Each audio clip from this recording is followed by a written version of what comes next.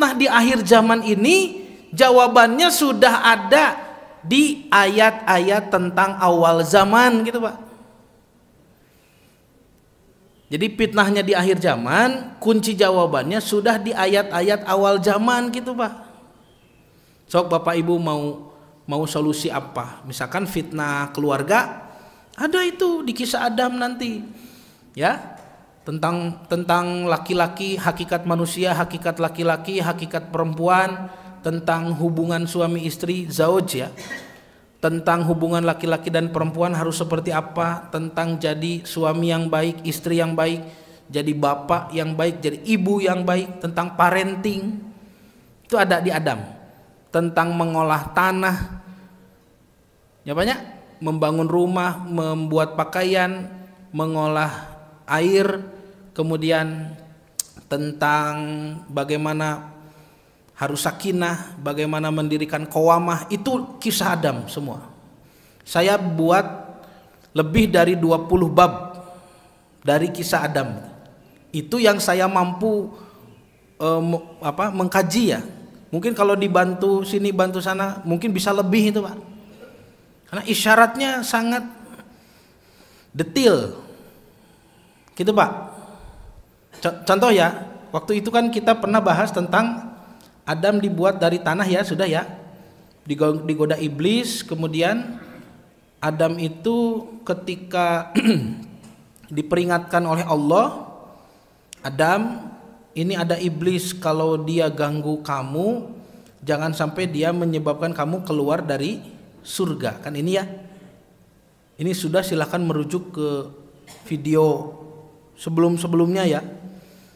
Allah berfirman, fatashko, kalau keluar dari surga kamu sengsara. Nah gitu Pak. Nah ini kan contoh ya, contoh ini satu di antara ratusan petunjuk dari kisah Nabi Adam. Allah berfirman, fatashko, kalau keluar dari surga turun ke bumi itu sengsara. Betul? Nah, syakko, sengsara ini dijelaskan di ayat selanjutnya. Ini kan surah Toha 115 sampai 117. Jadi fatasko itu ada di 117. Maka di 118-nya disebutkan innalaka alla tajua fiha.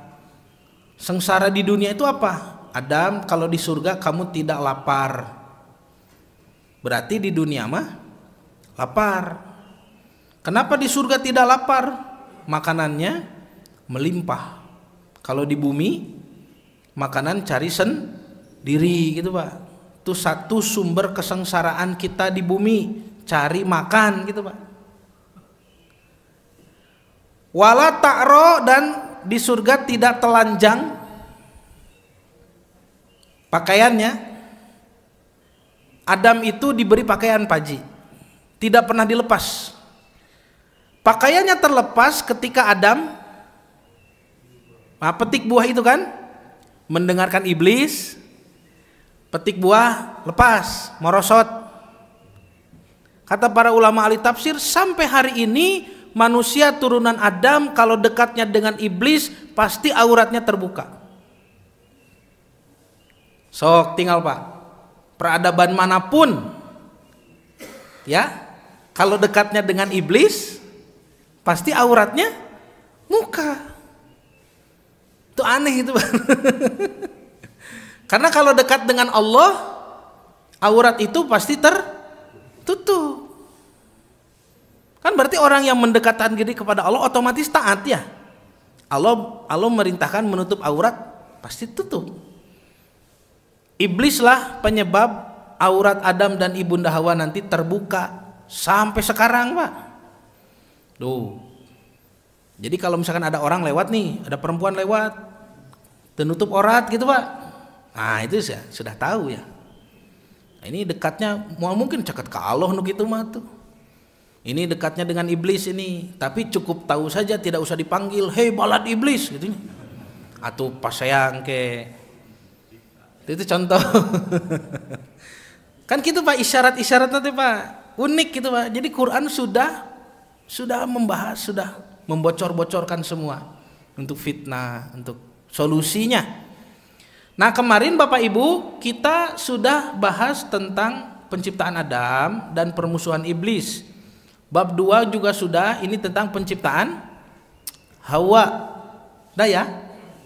Masih ingat atau masih lupa? Kan Adam tuhnya tertidur kan? Dicabut rusuknya. Kenapa harus tertidur dulu? Karena supaya tidak sakit. Karena laki-laki itu kalau merasa sakit cenderung membenci, kan begitu Pak. Ini sudah kan kemarin ya. Makanya bayi dititipkan ke ibu, karena kalau dititipkan ke bapak rusak. Anak laki-laki itu kan kalau tertusuk pisau misalkan, pisaunya dibanting. Didagor karena kusennya dibabuk. Itu anak laki-laki ya. Karena kalau laki-laki itu dipukul, balas pukul. Kan beda kalau perempuan ya. Kalau perempuan dipukul gimana? Pundung kan?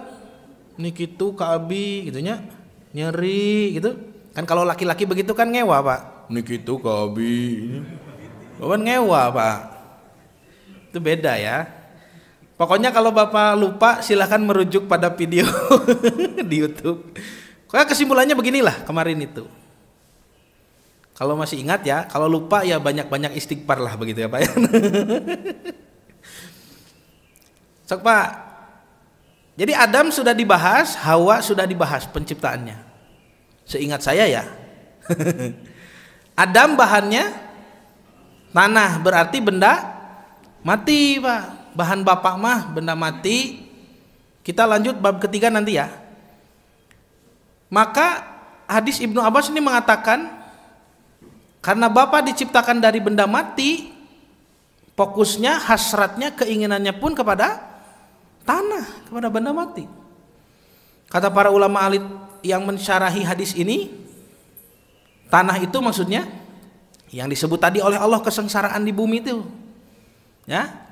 Dari mulai rumah, makanan, air, itunya Pak. Tuh tanah itu, fokus Bapak tuh. Rumahnya tanah itu. Kemudian hasil kebun, buah, sayur, pakaian juga kan dari tanaman ya. Ternak juga. Kemudian digali sedikit ada air, digali lagi ke dalam ada emas, harta, digali lagi terus ada minyak. Taeta fokus bapak, hasrat bapak. Nyapanya? Betul tidak? Kan bapak nu ngemutannya, duh beas gitu tahnya, mayar cainya, nu ngantri di pom bensin saha? Bapak, da ibu matara, tar emut-emut acan. Komo karena gentos oli ibu mah. Kenapa? Kan disebutkan khuliqatil mar'atu minarrajul, perempuan mah bahannya beda. Jadi perempuan kromosom XX berarti nya itu kan role modelnya ibunda Hawa.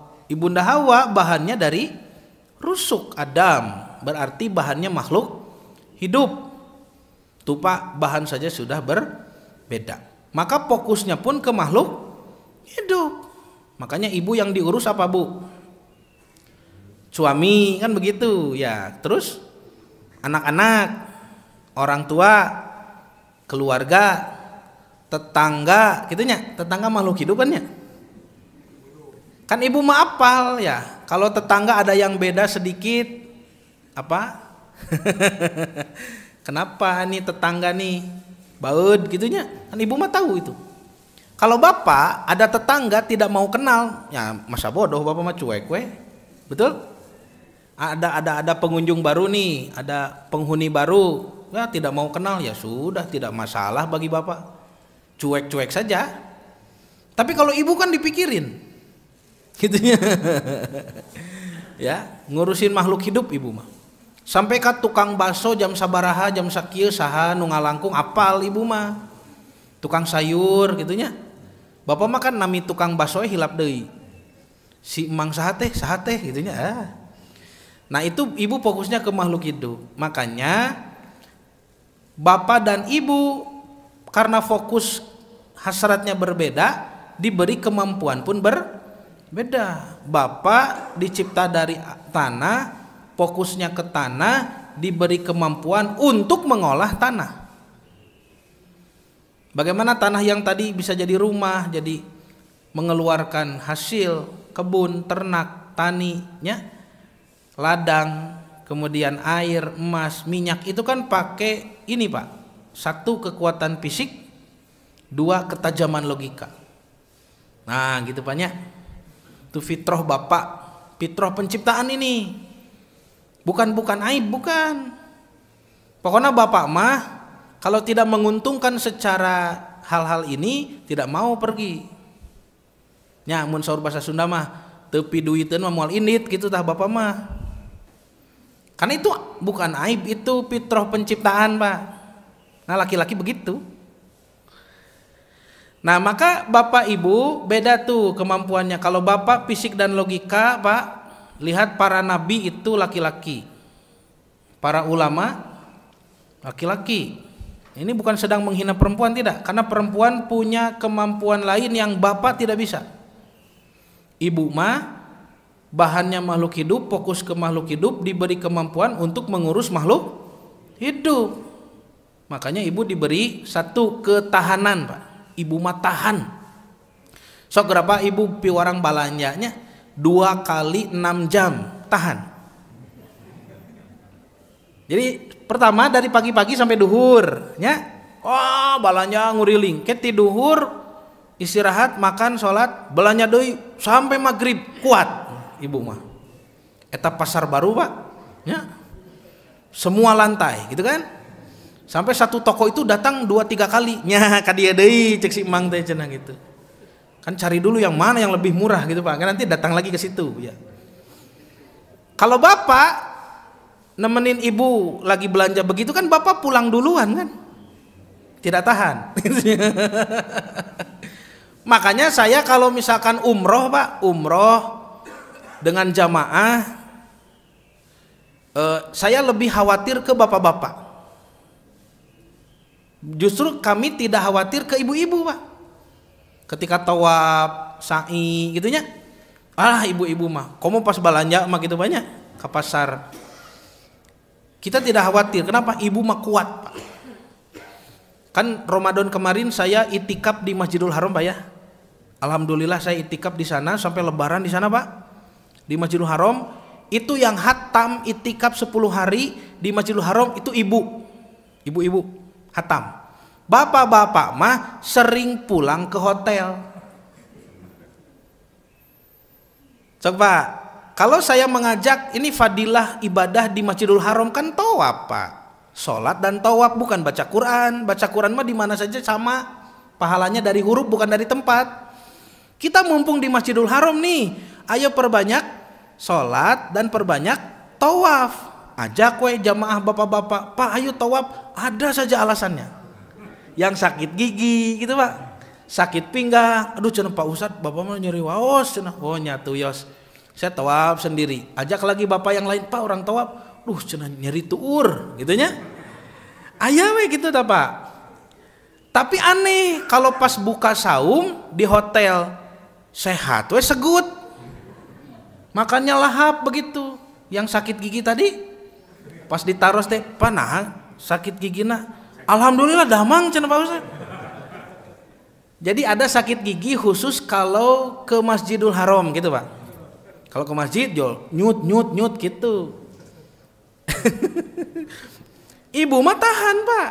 Aduh subhanallah ibu tahan ibu. Itikaf ya bering kali ibu-ibu mah tahan. Yang kedua diberi juga kemampuan kelebihan dalam perasaan rasanya ya. Rasa Pak. Ibu mah dominan rasa. Tos. Nah, nanti Pak Bapak tugasnya Al-Qur'an menyebut ar-rijalu qawwamuna 'alan nisa. Kan ayatnya terkenal ya. Tapi suka salah paham Pak. Suka diartikan laki-laki itu pemimpin. Ya, qawamun itu diartikan pemimpin. Qawam bukan pemimpin Pak. Pemimpin mah tuh amirnya. Rois tak pemimpin. Tidak pas lah kalau diartikan pemimpin. Qawam itu apa? Qawamah. Ya, itu seperti firman Allah di perintah sholat Pak. Coba bagaimana perintah sholat? Aqimu sholah. Nah, aqimu itu qawamah. Perintah qawamah sholat. Kenapa perintahnya tidak begini? Solu, sholatlah kalian. Kenapa tidak begitu? Kalau perintahnya solu, sholatlah kalian, tiap adzan bapak sholat sendiri masing-masing di rumah sudah cukup itu. Karena perintahnya kan sholat, sholat ya sudah sholat ini. Tapi perintahnya bukan sekedar sholat Pak, aqimu sholat, dirikan sholat. Kata para ulama ahli tafsir, aqimu sholat itu perintah sholat, termasuk juga perintah membangun masjid, termasuk juga perintah mengangkat imam, termasuk di dalamnya juga menunjuk muadzin, termasuk juga membentuk takmir masjid, termasuk juga mengajak masyarakat untuk sholat berjamaah, termasuk juga mengadakan edukasi kepada masyarakat pentingnya sholat berjamaah dugi kadinya. Aqimu sholah itu qawamah Pak. Jadi qawamah teh naonnya? Yang mendirikan, yang mengusahakan, yang memfasilitasi, yang bertanggung jawab, yang mengarah gitu Pak. Jadi kalau di acara itu panitia gitu tah. Ya? Di panitiaan gitu tah. Jadi lihat panitia Pak. Dia yang membentuknya kan, dia yang mengadakannya acaranya, dia yang menyusunnya mau dibawa kemana acara ini. Dia yang bertanggung jawab, dia yang memimpinnya, dia yang melindunginya, gitu ya. Dia yang menyediakan fasilitas segala macam, itu panitia. Tak itu qawamah Pak. Jadi tugas Bapak itu menghadirkan qawamah. Makanya tadi dari mulai rumah banyak hasil kebun, makanan, ternak, pakaian, air, harta, minyak itu Bapak. Qawamah. Sampai nanti yang penting itu ilmu, banyak ilmu. Nanti Nabi Adam itu dia pergi belajar ilmu itu bertalaki langsung dengan Allah. Setelah bertalaki dengan Allah baru diajarkan kepada ibunda Hawa. Makanya nanti doanya jadi berdua, Robbana dolamna anfusana. Itu kan hasil belajar sendiri Adam, fatalaqo Adamu mir rabbihi. Tapi ketika doanya dibaca kok jadi berdua, Robbana dolamna anfusana. Artinya ibunda Hawa diajari gitu Pak. Jadi sebetulnya di rumah itu yang paling tinggi ilmunya harusnya Bapak. Harusnya ya. Ulah eleh ku ibu gitu Pak. Tapi di Bandung ini yang rame kajian malah ibu-ibunya. Sok Pak. Jadi kalau ibu nanti tugasnya menghadirkan sakinah. Kan ini di ayat-ayat penciptaan perempuan kemarin tuh. Al-A'raf 189 liyaskuna ilaiha. Supaya bapak sakinah kepada ibu. Litaskunu ilaiha, supaya bapak tentram kepada ibu. Gitu Pak. Ya, jadi fokus ibu itu sakinah. Seberapa tinggi pun pendidikan ibu silakan. Mau kuliah silakan. Perempuan silakan, tidak dilarang. Mau jadi doktor, jadi profesor silakan. Tapi tetap ujung-ujungnya menghadirkan sakinah untuk suaminya.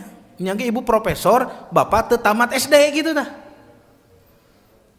Tidak bisa begini kata bapak, Bu kopi. Lalu ibu mengatakan, profesor. Gak bisa.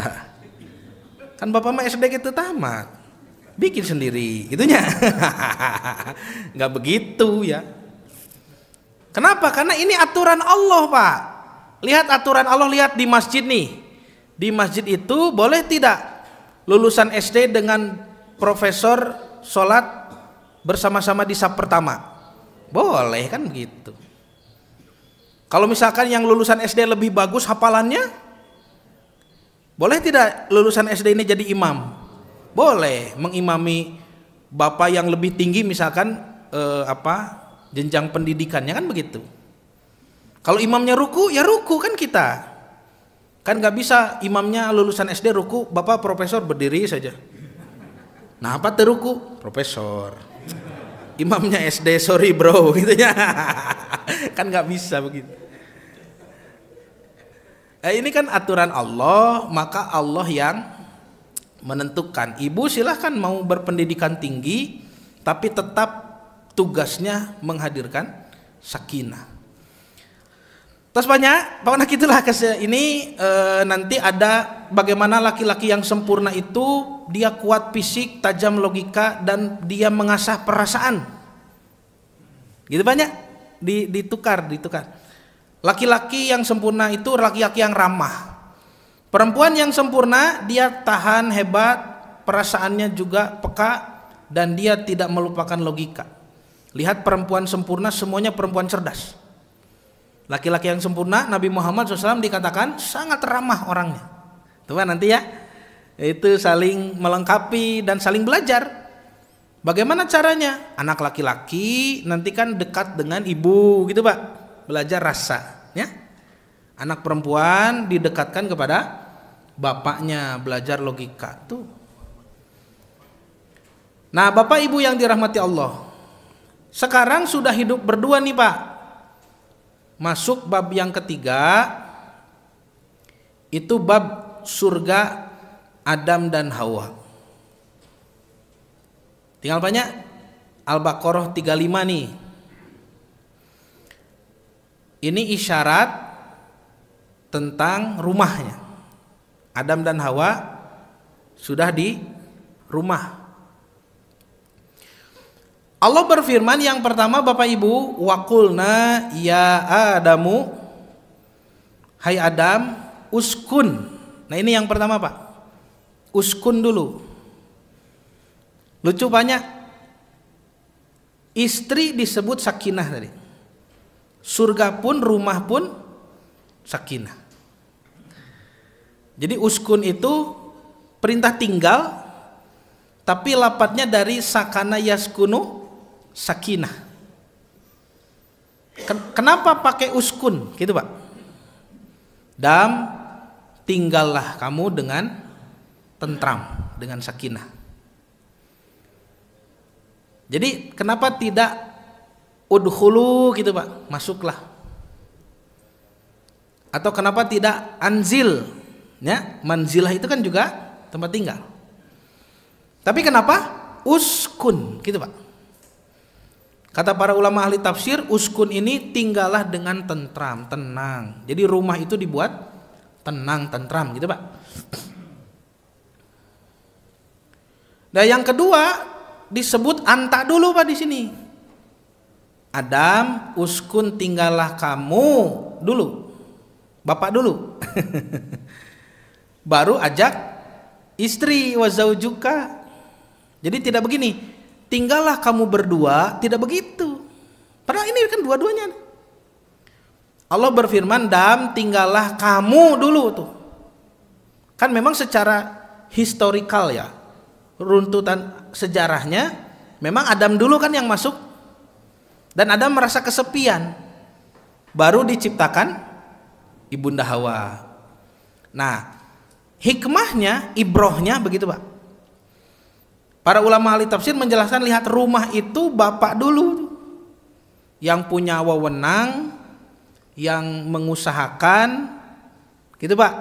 Itu laki-laki yang pertama idealnya. Baru si ibu diajak, maka akan memunculkan rasa segan di hati istri kepada rumah kita itu. Dan itu berdampak pada qawamah bapak sebagai kepala rumah tangga. Itu kan idealnya begitu Pak. Tapi kan ada juga yang punya rumah itu dari istri, kan ada ya. Jadi rumah bapak tuh itu dari si ibu, atau dari orang tua ibu, dari mertua gitu Pak. Kan sah-sah saja ya, tidak apa-apa kan, misalkan ini dihadiahkan begitu ya, silahkan dipakai, kan sah-sah saja. Tapi lihat Pak, jangan sampai apa yang diantisipasi oleh Quran itu terjadi. Maksudnya kalau rumah kita dari pihak istri, pastikan istri tidak ada benih-benih ketakaburan. Karena kalau rumah dari istri biasanya si ibu kieu dah. Bapak mah untung dikawin ku ibu oge, gitu ya. Lamun teu dikawin ku ibu, bapak geus di mana ayeuna? Itu kan ibunya tuan tanah, bapak mah jual tanah. Gitu ya. Aduh. Nah, Al-Quran itu menutup itu Pak sebetulnya, ya, menutup benih-benih ketakaburan dari pihak istri gitu Pak. Makanya idealnya bapak yang punya wewenang tinggi, yang punya andil besar di rumah itu. Kenapa kita punya rumah? Bapak, gitu Pak. Itu ya isyaratnya begitu. Jadi kalau misalkan rumahnya dari istri, pastikan istri kita solehah gitu.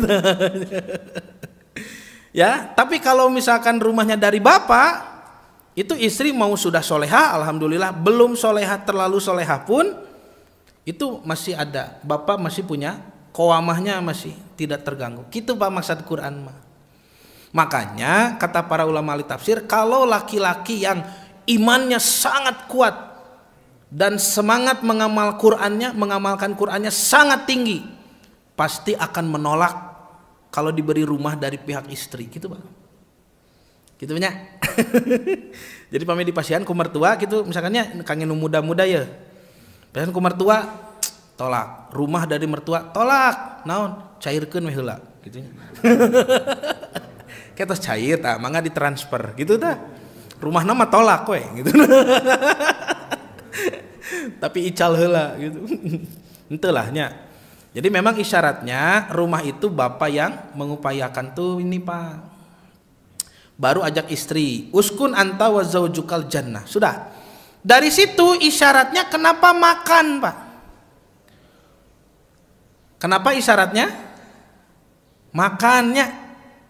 Wakula minha rogodan, makanlah dengan banyak, baik, banyak. Haitsu syi'tu ma sekehendak kamu berdua.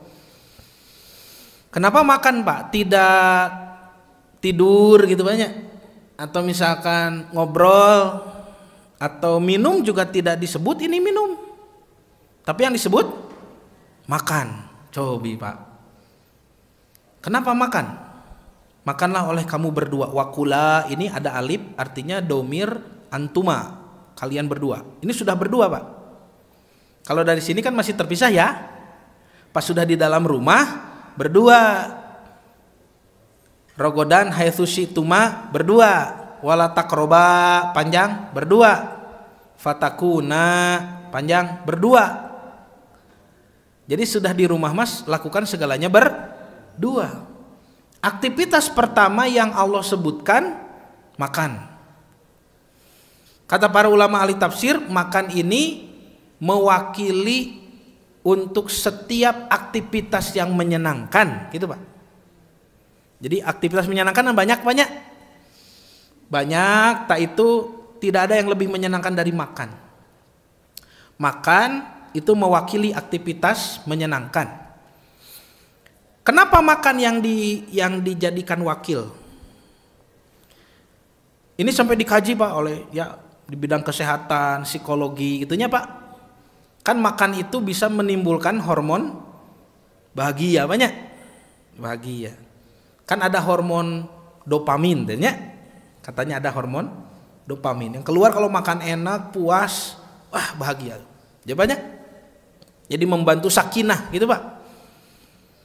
Makanya beda Pak, meskipun restoran mahal sebagaimana mahalnya restoran, kita makan di restoran dengan di rumah itu beda. Salsena beda gitu nya. Nyalse di restoran mapan nyage mewah, makan enak, kita lihat bilnya saja ngagebeg. Terus abis kenyang harus pulang, macet-macetan, itu banyak. Belum lagi pelayanan baketut hasem. Pelayanan tidak enak misalkan. Tapi kalau makan di rumah Pak, tuh Pak di rumah banyak. Ternyata makan itu ritual penting. Sampai disebut oleh Allah, ini bukan sembarangan ini. Ayo Bapak Ibu sediakan makanan yang bagus, sehat, enak, bergizi, jangan asal begitu Pak. Sampai makan itu jadi ibadah Pak.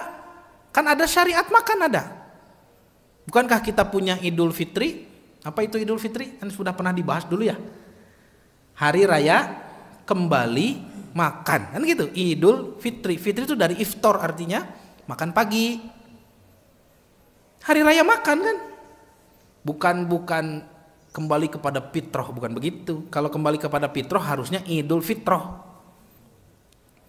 Tapi kan cenah Pak Ustadz kita kembali suci di hari raya Idul Fitri. Betul. Tapi bukan dari nama Idul Fitrinya.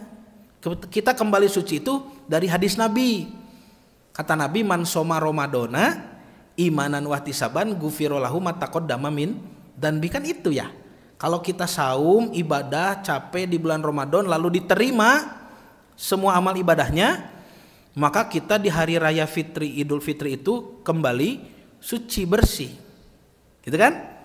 Tapi nama Idul Fitri itu artinya hari raya kembali makan pagi, karena sebulan kemarin tidak ada makan pagi. Makanya zakat fitri, zakat yang dikeluarkan di hari raya makan-makan supaya fakir miskin pun bisa makan, kan begitu. Tuh Pak, jadi hari rayanya Pak. Idul Adha sembelih. Nabi mencontohkan setelah disembelih dimakan, dibakar, diolah, dimakan kan? Itu makan tuh. Idul Fitri, Idul Adha semuanya makan. Hari raya kita hari raya makan. Ada satu lagi hari raya itu yang sering dilupakan, apalagi di zaman modern sekarang. Hari raya Jumat. Kan Nabi yang bersabda itu, hari Jumat itu hari raya umat Islam. So Pak Jumat Pak, makan enak. Ibu sadidinten hayo we ka warteg jeung Padang. Cik atuh Jumat mah ibu teh masak. Kan hari raya Pak. Anak kita, suami kita Bu, pulang Jumatan ke rumah langsung tersedia makanan enak tuh Pak. Itu tidak ada di kita tuh. Kan kasihan Pak Sok, umat Islam sekarang lihat anak itu. Pulang Jumatan, ibunya tidur kecapean. Sudah beberes. Bapak kemana? Bapak kerja. Anak melongo saja di rumah, teng tukang bakso, jajan bakso gitu Pak. Dia di mana hari rayanya Jumat? Banyak. Kan kata Nabi, kita itu punya hari raya per pekan, yaitu hari Jumat. Yang Yahudi saja iri kepada kita. Kan banyak yang Yahudi iri ya. Hari raya Jumat, kemudian ucapan assalamualaikum, ya, kemudian ucapan amin di belakang imam, itu iri Yahudi semua. Jadi kalau kita sholat berjamaah Pak, waladhdallin, lalu kita mengatakan amin, itu Yahudi iri sekali. Anak mau punya syariat seperti itu, kan di Yahudi tidak ada. Meskipun Yahudi sholat, tapi tidak berjamaah seperti kita ini. Sholatnya itu, apalagi tiap sekte di kalangan mereka itu ratusan sekte, beda-beda begitu. Ya, tidak bersatu seperti kita. Kalau kita misalkan beda apa? Beda aliran, beda madhab. Misalnya kalau bermadhab, tapi kan masih sholat berjamaah banyak, kan begitu. Nah itu iri Pak. Jadi hari Jumat makan Pak. Atau cenada si ibu mah teu tiasa masak, beli Pak. Itu banyak, beli dong. Pulang Jumat makan. Kalau mau di Masjid Al Muslim sediakan makanan, parasmanan ta Jumaah unggal Jumaah. Nya sok. Nya Jumat pokoknya masih enak gitu Pak. Di rumah juga ya. Saya kemarin, ini hari Rabu ya. Jumat kemarin itu saya pulang Jumatan beli nasi mandi Pak. Ya di rumah istri saya order nasi mandi lalu makan. Pulang Jumatan makan. Saya, istri, anak-anak saya makan di loyang besar begitu. Nasi mandi kan, nasi pakai daging begitu Pak. Itu makan. Besoknya Sabtu ceplok telur lagi. Kan begitu. Ya itu kan sengaja Pak, dikumpul-kumpul dulu uangnya untuk beli nanti makanan enak hari Jumat. Ya kami begitu, ya. Menigaya Pak Ustadz nasi mandi, iya Jumat hungkul Pak. Sabtu nama ninyu mih deui gitu Pak. Terus banyak, nah itu makan Pak. Kan ada hormon endorfin, ada dopamin. Kalau endorfin kan kepuasan setelah selesai tugas, banyak. Bapak sudah kerja, ibu sudah beres-beres. Enak, mandi segar. Aduh, itu endorfin keluar kan? Hormon selesai tugas gitunya, bahagia, tapi masih capek. Nah, itu pelipurnya adalah makan gitu Pak. Makan enak, puas. Itu dopamin, bahagia hormonnya keluar. Jangan sampai endorfin dan dopamin ini keluar di aktivitas yang salah. Makanya ada anak kecanduan game banyak. Kan itu keluarnya pas menuju main game. Nah di sini makanlah berdua, segala berdua tuh Pak, aktivitasnya berdua di rumah itu bapak ibu jangan terpisah, ya. Kalau bisa berdua Pak, karena Allah Subhanahu Wa Taala mengumpamakan bapak dan ibu seperti pakaian. Ada kan ya ayatnya? Itu surah Al-Baqarah kan? Hunna libasun lakum wa antum libasun lahun. Ibu itu pakaian untuk bapak dan bapak adalah pakaian untuk ibu. Coba lihat orang keluar rumah, ada tidak yang lupa tidak pakai pakaian? So, kan segera berdua Pak. Pakaian itu selalu melekatnya, seperti bapak dan ibu, lengket, melekat. Itu berpengaruh pada qawamah Pak. Pada qawamah bapak. Coba kan gagah Pak kalau suami ada istrinya di damping itu gagah sekali. Contoh misalkan bapak bertamu ke rumah saya, lalu saya menjamu bapak. Silakan bapak ibu masuk, duduk. Ini saya jamu, lalu istri saya ada. Ya, dia ikut melayani bapak ibu. Kan bagus tuh. Ya, lihat bagaimana saya gagah di rumah saya. Qawamah. Ini istri saya, tuh. Itu Ibrahim, Sarah menjamu. Ada tamu Ibrahim 3 malaikat, Sarah menjamu. Kan begitu ya? Coba bandingkan dengan kalau bapak ibu main ke rumah saya, lalu saya jamu sendirian. Pak Ustadz, kemana sih ibu? Menuju kemana? Menuju keluar. Tuh, coba. Beda Pak, beda. Dari segi kegagahan, karisma, muruah, ya. Seorang bapak beda. Kalau ada ibu didampingi terus Pak. Dilayani terusnya. Lihat di undangan, di kondangan tuh tungtun atau ibu teh Pak. Ieu mah bapak kemana, ibu kemana. Kalau ke kondangan tungtun ibu teh. Tungtun bagus itu terlihat, aduh, nya rapi, gagah bapak. Bapak mau apa duduk, ibu yang ambil tuh Pak, dilayani bapak. Yang bagus. Ieu mah bapak ngantri nyalira gitunya. Si ibu nanya seserian yang ibu-ibu komplek di situ. Wah, kan beda Pak. Kalau bapak sama ibu terus nempel tuh indah Pak, indah itu. Kan bapak juga di Quran diumpamakan seperti siang, ya. Allah kan mengumpamakan laki-laki perempuan dengan siang dan malam. Lihat pertemuan siang dan malam itu Pak, indah Pak. Ya, bertemunya dua waktu kan. Kalau tidak syafaq, ya fajar. Syafaq kan sunset, ya, bertemunya siang dan malam, sunset maghrib set indah, gitu Pak. Atau sunrise, fajar kan, tuh indah Pak. Nah makanya bapak ibu ini ya lakukan semuanya berdua. Atau kumacan ada bapak mah LDR, wes, naon LDR teh Pak? Long distance relationship. Nah ada petunjuk untuk LDR di Quran? Ada. Siapa? Ibrahim. Betul? Ibrahim menyimpan Siti Hajar dan bayinya Nabi Ismail itu di lembah tak berpenghuni di Mekah. Betul ya? Ibrahimnya kemana? Ke Palestina, di Hebron bersama Siti Sarah. Itu LDR Pak. Tapi kok anaknya tetap soleh ya? Coba Pak, ada petunjuk LDR? Ada. Tapi harus dikaji dulu ayat-ayat Ibrahimnya Pak. Nanti yang pertama LDR itu harus lillahi ta'ala. Alasannya alasan lillah. Bukan alasan pribadi gitu Pak. Misalkan bapak teh padahal di Bandung banyak pekerjaan, tapi bapak teh hayang damal di Swiss gitu. Pokoknya bapak mah hayang ke Swiss. Bade naon ke Swiss Pak? Buat pokoknya Swiss gitu nya. Si ibu teh dikantunkeun ku bapak teh bade naon ke Swiss atuh Pak. Kan kata Nabi rezeki yang paling baik adalah yang dekat dengan pintu rumah. Rezeki mah di dia ge aya. Nah berarti itu LDR-nya tidak lillah itu. Da bapak hoyong ka Swiss eta mah. Si ibu korban gitu. Nah itu beda itu. Mohon maaf, Quran tidak bertanggung jawab kalau itu.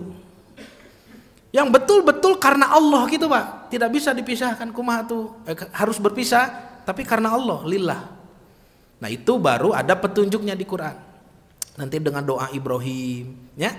Nanti dengan kunjungan. Tidak boleh LDR pleng gitu ya. Itu ada petunjuk khusus lah untuk yang LDR. Tapi idealnya, lihat ini Pak, idealnya suami istri itu segala sesuatu berdua gitu, duaan Pak ya. Nah nanti Bapak Ibu masalah aurat nih, karena nanti disinggung juga masalah pakaian di rumah. Yang jarang dibahas itu ada aurat eksternal. Kalau itu Bapak Ibu sudah biasa, kitanya keluar rumah pasti tutup aurat. Tapi jarang dibahas Pak aurat internal. Aurat di dalam rumah, coba Pak. Itulah kenapa di Quran kamar bapak, kamar ibu disebut al-hujurat. Al-hijr juga sama. Kenapa kamar disebut hijr, hujurat? Kalau hujurat banyak ya, kamar-kamar gitu. Kenapa kamar disebut hijr Pak?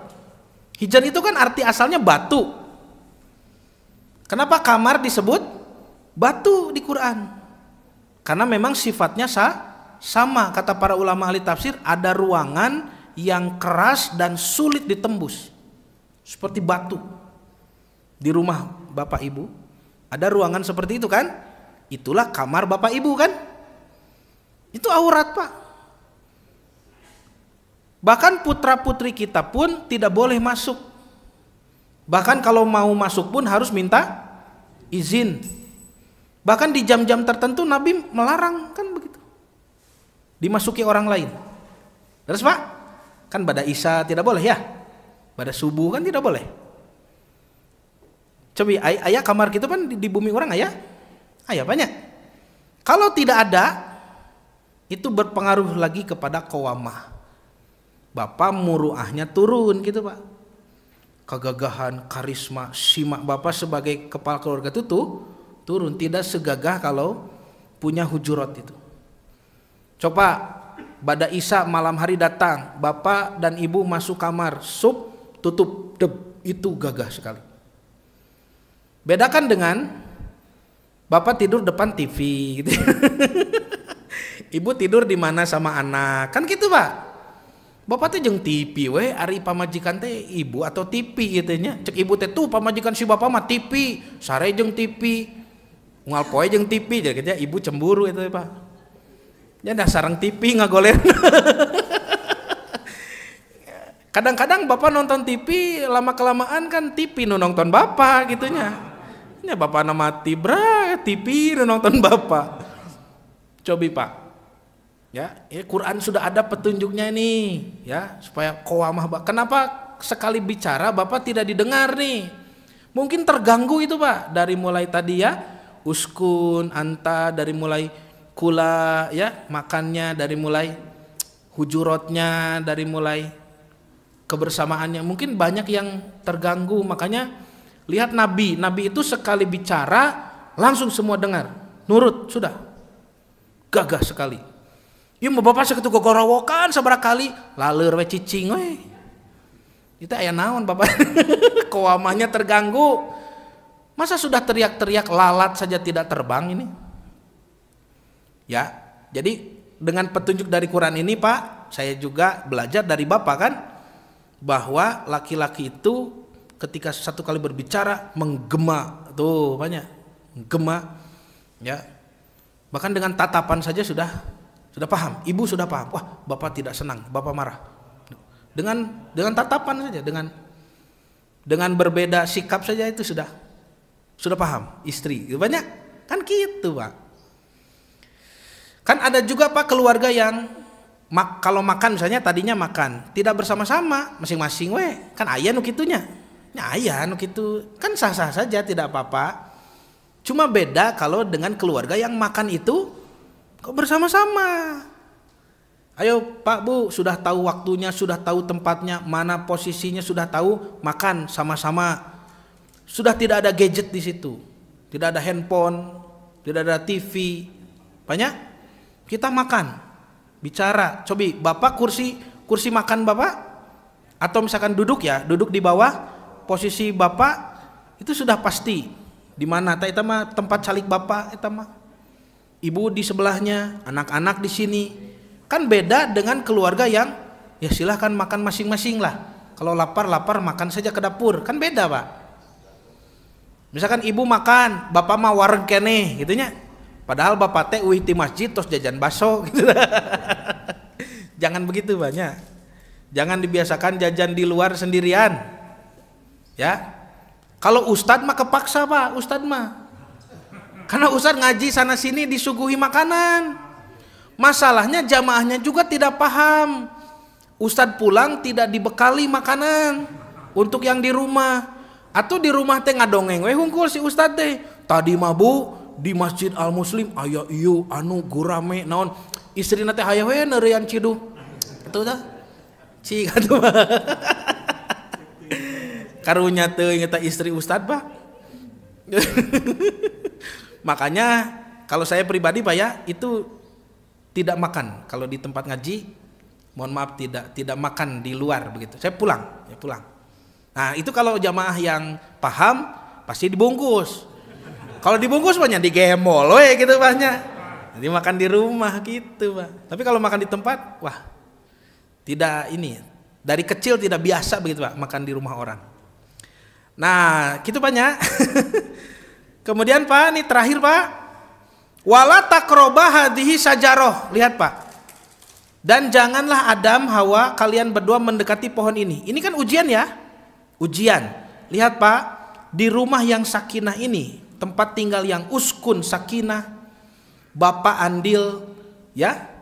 Bapak andil rumahnya lebih besar, kemudian segala aktivitas berdua. Ya banyak. Tuh, auratnya ditutup berdua. Ternyata rumah yang sakinah, rumah tangga yang sakinah, keluarga yang sakinah bukan tanpa ujian. Tuh Pak. So, para ulama ahli tafsir menjelaskan, lihat Adam dan Hawa tinggal di surga itu begitu sakinah, tetapi tetap ada ujian. Jadi yang disebut sakinah itu bukan tidak ada penderitaan gitu, bukan. Jadi keluarganya senang-senang terus, poya-poya terus, enggak. Justru sakinah itu ada ujian juga Pak. Nanti ujiannya dua macam Pak. Ada ujian dari Allah, ada ujian dari iblis gitu Pak. Ya kan sama ya, di rumah kita juga sama kan. Contoh misalkan bapak harus menegakkan qawamah tadi, ibu menghadirkan sakinah, itu ujian dari Allah kan. Ibu harus taat ke bapak, bapak harus sayang ke ibu. Laki-laki yang terbaik adalah laki-laki yang paling baik kepada istrinya, kata Nabi. Dan istri yang paling baik adalah menenteramkan suaminya, setiap dilihat menyenangkan. Ibu teh pas ditinggali ku bapak teh sieun atuh. Alah si ibu gitunya. Justru pami ibu teh aya bapak atoh. Ya si ibu euy ngopi gitu kan. Eta bebas. Ini tersalah jurusan itu Pak, Jadi bapak ibu satu qawamah, satu sakinah tuh Pak. Itu ujian kan? Menjaga sholat, menjaga agama. Ya, pokoknya aturan Allah dijaga nih. Jangan mendekati pohon. Adam Hawa menjaga itu. Awalnya tuh ujian. Nanti datang ujian dari setan Pak, untuk menggoda kita melanggar. Ya banyak. Coba Pak, ujian pelanggaran dari setan juga ada nanti. Dan itu bapak dan ibu harus kompak menghadapinya. Jangan sampai setan bisa menjerumuskan kita pada dosa. Terus Pak, sakitunya fatakuna minadzolimin. Nah nanti dibahaslah Pak bab surganya itu. Ini surga Adam Hawa itu surga yang mana? Betul ya? Pernah berpikir seperti itu Bapak Ibu? Ini surga 8 pintu. Kan itu bahasanya surga ma'wa gitu banyak. Surga ma'wa itu surga yang dijanjikan. Yang 8 pintu itu surga Firdaus, surga Royan gitu banyak. Surga Eden itu semua disebutnya surga ma'wa gitu Pak. Surga 8 pintu. Atau jannah di sini apakah artinya kebun? Ada kebun indah, subur di bumi gitu Pak. Atau ini surga mana? Begitu. Nah ini para ulama berbeda pendapat. Banyak. Nanti ada 4 pendapat. Ya tidak akan dibahas sekarang, ini panjangnya. Yang satu menyebut surga ma'wa. Cirinya begini argumennya. Yang dua menyebut bukan surga ma'wa, ini kebun di bumi gitu Pak. Ini cirinya begini, di ayatnya begini. Nanti ayat ini dikaji lagi Pak. Analisa. Yang ketiga, oh bukan surga ma'wa, bukan juga kebun di bumi. Ini ada tempat lain. Yang keempat nanti liur, no comment gitu dah Pak. Tawakuf, mendiamkan gitu. Ada ulama yang mendiamkan, tidak berfaedah. Tidak tahu juga tidak madorot, tahu pun tidak maslahat gitu. Betul, tidak maslahat, tidak ada manfaatnya Pak. Kan kalau misalkan surganya betul di bumi bisa dicari banyak. Kemana ya surga Adam nih? Ke Tahura kayak itu. Ya, Taman Hutan Raya. Nah itu Bapak Ibu episode ketiga ya, bab ketiga tentang apa surganya Adam dan Hawa. Tadi sudah isyaratnya tinggal dulu di surga. Dan itu menjadi petunjuk rumah bagi kita ya. Ada yang bertanya begini Pak Ustadz, memang seberdampak itu gitu ya? Apakah memang seberdampak itu kejadian Ibunda Hawa Adam kepada kehidupan kita? Betul Pak, bukan saya yang bilang, itu Nabi SAW yang bilang. Abdi tengah batikan sakit di itu Pak. Jadi Nabi Muhammad SAW dulu bilang begini, Adam dulu ya. Adam itu ketika diciptakan itu Allah pencet, ketika hidup ya, itu Allah pencet sulbinya. Maka keluarlah cahaya-cahaya, dalam riwayatnya begitu. Lalu Adam bertanya, apa ini? Ya Robbi, apa ini? Kata Allah, itu dzurriyyatuka, keturunanmu. Ini para ulama bahas apakah itu adalah simbol dari bentuk-bentuk ruhnya atau bagaimana ya, wallahu a'lam. Lalu ada di antara keturunan Adam yang terlihat seperti sinar-sinar itu, ada satu yang paling bersinar. Saya kira itu Nabi Muhammad, ternyata bukan. Kata Adam, siapa ini yang bersinar begitu terang? Kata Allah, itu Daud. Lalu Adam bertanya, berapa usianya? Berapa usianya ini? Allah berfirman 40 tahun. Maka Adam memohon kepada Allah, ya Allah berikanlah dari umurku kepadanya ini. Diambillah 60 tahun usia Adam untuk Daud gitu Pak, dina riwayat nanti. Riwayatnya sahih. Nabi yang cerita, Nabi Muhammad yang ceritakan. Maka terjadilah Adam di surga, tergoda iblis, kemudian dikeluarkan masuk ke bumi, turun ke bumi, menderita di bumi, beranak pinak. Masuklah ke masa tiba ajalnya Adam. Malaikat maut datang, ternyata Adam itu menghitung usianya sendiri. Kata malaikat maut, ini sudah waktunya. Adam meninggal. Kata Adam, bukankah masih ada 60 tahun lagi? Gitu ya. Adam lupa ya. Kata malaikat maut, bukankah engkau sudah berikan kepada Daud? Nah, setelah kisah itu, Nabi Muhammad SAW bersabda, fanasya Adam, fanasya dzurriyyatahu, fanasu dzurriyyatuhu. Maka Adam lupa dan lupalah keturunannya. Yang kedua Nabi bersabda, maka Adam membantah. Kan tadi malaikat bilang sekarang kamu mati, Adam, oh saya punya 60 tahun lagi. Adam membantah, maka keturunannya pun membantah. Kemudian apalagi jadi Nabi menyebutkan itu. Karena dulu Adam begitu, maka keturunannya pun begitu. Itu dampaknya Pak. Di hadis lain tentang Ibunda Hawa, Nabi bersabda, laula Hawa takhunnu zaujaha. Kalaulah Hawa tidak mengkhianati suaminya, maka perempuan tidak akan ada yang berdosa kepada suaminya. Gitu Pak. Jadi kan nanti masalah pohon huldi itu ya, itu kan jelas Allah menyebut kesalahan berdua, jelas kalau berdua jelas. Tapi kalau mau dibahas lebih detail, siapa yang pertama kali tergoda? Nah itu ibu gitu. Hawa dulu itu. Tapi jangan suudzon kepada Siti Hawa ya. Ibunda Hawa itu tidak menentang Allah, tidak begitu, mau ingin petik buah huldi itu. Tidak begini, ini aturan Allah, mari kita langgar, nggak begitu Pak. Karena Hawa bukan nabi kan. Yang nabi itu Adam, artinya jangan mendekati pohon ini, itu wahyu dari Allah kepada Adam. Ibunda Hawa itu hanya menerima dari suaminya. Jadi Adam bilang, "Bu, ini pohon tidak boleh dimakan." Sesederhana itu. Dan tanyakan kepada ibu, ibu berani tidak melanggar permintaan bapak? Berani. Contohnya, cek bapak teh, "Bu, ini motor inventaris, jangan dipakai pribadi." Berani tidak ibu pakai? Berani, Pak. Gitu. Berani, atuh pada mau naon pira kadinya, cenah kitu nya. Engke bensinna digentosan ku ibu gitu. Ya sesederhana itu Ibunda Hawa itu. Atuh Pak sekali-kali mah buah eta da hoyong apal kumaha rasana gitu, Pak. Karena sudah dibisikan iblis gitu, dikasih bisikan.